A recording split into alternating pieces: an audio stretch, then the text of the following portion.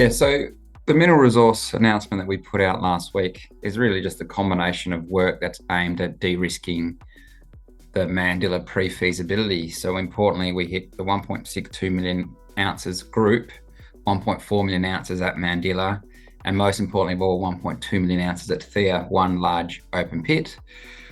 We were targeting a lift in the amount of indicated ounces, and we did get a 49% increase. So we were successfully able to generate that outcome.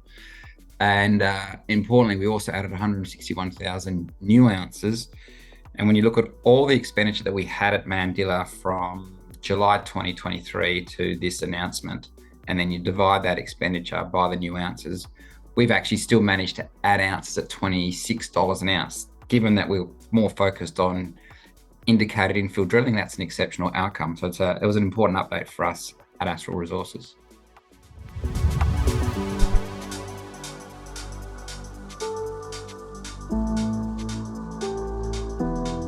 The Theia deposit being 1.2 million ounces is super important because one large open pit that you can go into and start mining and 10 years later still be mining that open pit is the type of deposit that can really set you up for success. That 1.2 million ounce Theia open pit in our location is the third biggest open pit besides the Super Pit and Red Hill, both of which are Northern Star operations. And it is the biggest by a country mile in our region that is still owned by a junior, being Astral Resources. So Theia is a very valuable jewel in the crown, so to speak, for Astral Resources.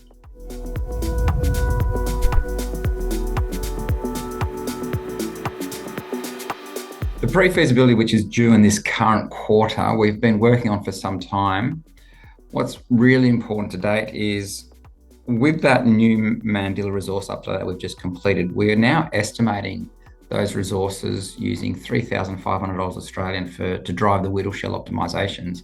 But even more importantly, we're actually using costs that we've recently got from the industry, which are actually, and those costs are actually going to go to the pre-feasibility. So we have used the most recent cost data we have.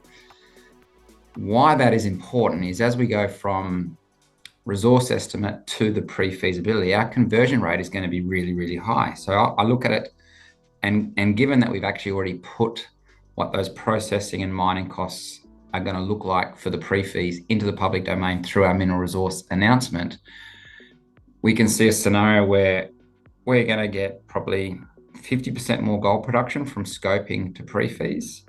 We're going to get easily 50% more revenue because the gold price is up well over 50%. And we're in a scenario where the operating costs are going to be relatively flat. So that pre-feasibility that we're working towards is going to present an exceptional set of financial numbers come the end of this June quarter.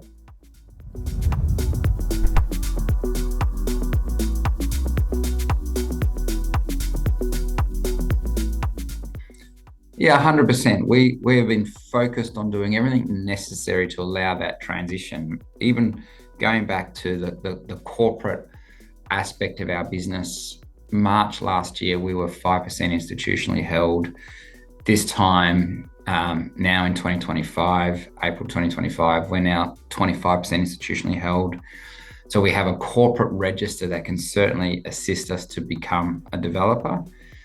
The mineral resource assessment, getting that 49% bump in indicated ounces, a necessary de-risking step, and the pre-feasibility that we're going to deliver in the June quarter will certainly really reinforce that ability. And then even more so, I mean, the recent transaction we did for Maximus Resources, where we are now entering the compulsory acquisition phase, that's another essential de-risking step to allow our tenement footprint the size and scope that we need to build a successful gold project at Mandilla.